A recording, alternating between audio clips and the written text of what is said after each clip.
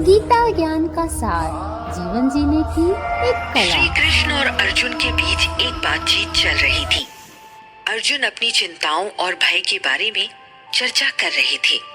हस्तिनापुर में कौरव और पांडव के बीच हो रहे मतभेद ने अर्जुन को परेशान कर दिया था। कई बार वो भगवान से इस चिंता की बात पर चर्चा करना चाह रहे थे, पर संकोच के कारण कह नहीं पाते थे। आज जब अर्जुन से रहा नहीं गया, तो अर्जुन ने भगवान श्री कृष्ण से पूछ लिया, कृष्ण, अब मुझे आजकल डर और किसी चीज के खो जाने की चिंता क्यों होती है? मुझे ये समझना है कि ये भावनाएं क्यों इंसान के अंदर पैदा होती हैं और क्या उन्हें इस तरह से तैयार किया जा सकता है कि वो हमारे हिसाब से हो? इसके अलावा कृष्ण, चिंता पर जीत कैसे पाई जा सकती है? अर्जुन, तुम्हारे प्रश्नों के जवाब के लिए मैं तुम्हें एक कहानी सुनाऊंगा। एक बार एक बच्चा बगीचे में दोस्तों के साथ खेल रहा था और सभी बच्चे छुपम छुपाई खेल रहे थे। सभी उसे अकेला छोड़कर कहीं किसी कोने में जा छिपे। वो बच्चा जब अपने दोस्तों को ढूंढने निकला तो अचानक उसके सामने एक भयंकर सांप आ गया। उसने डर के मारे चिल्लाया और वहां से भागने की कोशिश की। उसकी आवाज से सारे बच्चे बाहर निकल आए और उसे चिल्लाता देखकर सभी चिल्लाने लगे। एक सांप की वजह से वहां भगदड़ मच गई और उन बच्चों को देखकर सांप भी डर गया और वह भी दौड़ने लगा। आप कृपया कहानी का अर्थ बताएं। अर्जुन, यह कहानी दिखाती है कि डर और चिंता हमारे मन की प्रकृति है और वे हमें भ्रम में डाल सकती हैं। यदि हम इन भावनाओं को नियंत्रित करना चाहें, तो हमें उनकी पहचान करनी चाहिए। मन चंचल है, वो मनुष्य को हमेशा भ्रम में डालकर रखना चाहता है। दुनिया में मन की गुलामी जितना निंदनीय कुछ भी नहीं है। कान्हा, मैं डर और चिंता को कैसे समझूंगा और इन्हें कैसे काबू कर सकता हूँ?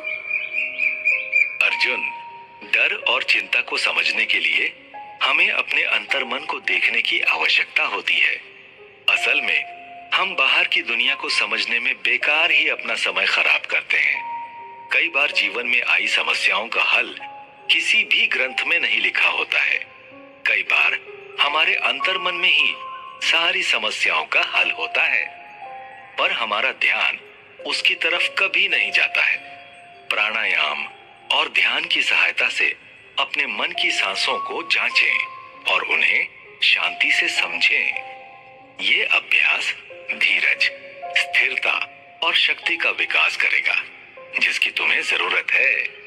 आप बिल्कुल ठीक कह रहे हैं। जब मैं बालक था, मैंने कभी व्यर्थ की चिंता नहीं की थी।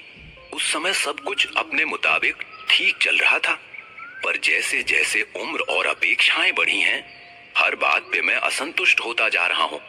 कृपया अब आप मुझे अंदर की शांति को पाने के लिए गुरु ज्ञान दें और इसे प्राप्त करने के लिए आवश्यक उपाय बताएं, जिससे मैं इस कष्ट से हमेशा के लिए मुक्ति पालूं। अर्जुन, मन की शांति प्राप्त करने के लिए एक महत्वपूर्ण तरीका है ध्यान। ध्यान का अभ्यास करने से हम परमात्मा से जुड़ते हैं और अपने अंदर की शांति और स्थिरता को प्राप्त करते हैं। नियमित ध्यान और स्थिरता के अभ्यास से हमारा मन कम उत्तेजित होता है और हम अधिक संतुलित और शांतिपूर्ण होते हैं। ध्यान एक आध्यात्मिक अभ्यास है जो हमें आत्मा के साथ शांति की अनुभूति कराता है।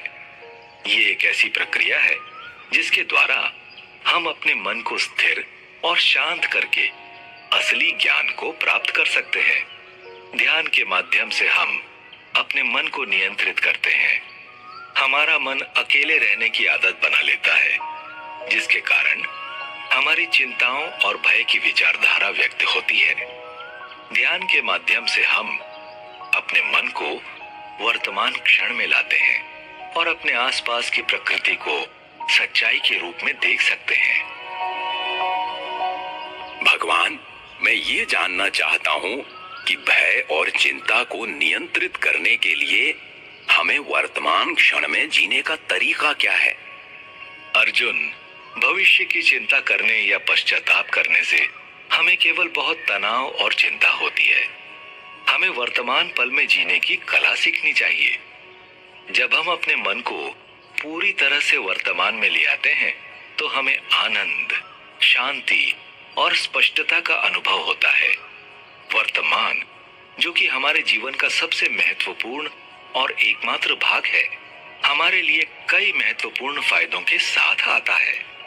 जब हम वर्तमान में जीते हैं तो हम सच्चाई को स्वीकार करते हैं, जीवन की सुंदरता को अनुभव करते हैं और अपने आसपास की प्रकृति के साथ मिले हुए होते हैं।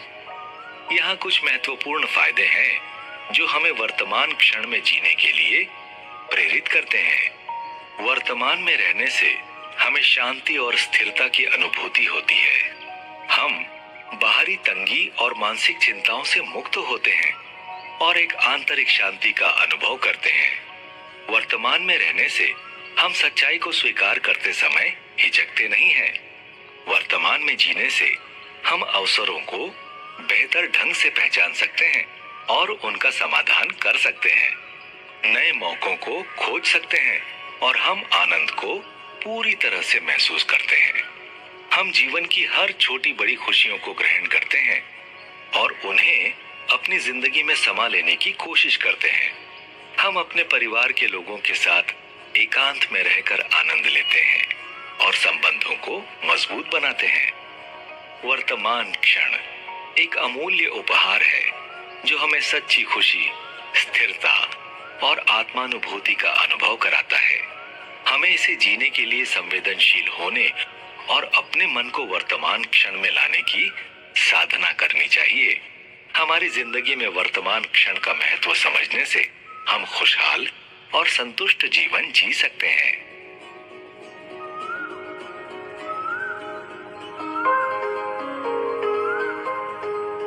भय और चिंता को काबू में करने के लिए हमें कौन से सकारात्मक कार्य करने चाहिए? अर्जुन, भय और चिंता को दूर करने का एक और महत्वपूर्ण उपाय है सकारात्मक काम करना। हमें अपने भयों का सामना करना चाहिए और उन्हें पार करने के लिए कदम उठाने चाहिए। यह हमें संयम, आत्मविश्वास और सकारात्मक बदलाव लाने में मदद करेगा। जब हम सकारात्मक कार्य करते हैं तो हमारी आत्मा में उत्साह, शक्ति और सुरक्षा का अनुभव होता है। मैं आपकी बात समझा नहीं, कान्हा। देखो, जीवन में सकारात्मक कार्य करने का मतलब ये है कि हमें जो भय और चिंता ने घेर लिया है, किसी भी काम के शुरू करने से पहले जो डर हमें सताता है, जब हम सकारात्मक मन से किसी भी कार्य को अपना लेते हैं तो हमें आत्मविश्वास, सुरक्षा और संतुलन की अनुभूति होती है। ये सकारात्मक सोच हमें अपनी शक्तियों को पहचानने, अपने भविष्य को सजाने और स्वयं के साथ आगे बढ़ने के लिए सक्रिय रहने की प्रेरणा देता है। इसका मतलब यह है कि हमें अपने भय का सामना करना और उन्हें पार करने के लिए कदम उठाने की आवश्यकता होती है। कोई भी भय हमें आगे बढ़ने से रोक सकता है या हमारी प्रगति को रोक सकता है और हमारे संघर्ष में बाधा उत्पन्न कर सकता है। हमें उस डर की पहचान कर लेनी चाहिए और जल्दी से जल्दी उस भय को खत्म कर देना चाहिए, क्योंकि ये भय अपने ही मन की उपज है। वास्तविकता से उसका कोई रिश्ता नहीं है। इसलिए हर सकारात्मक कदम हमें भय को हराने में मदद करता है।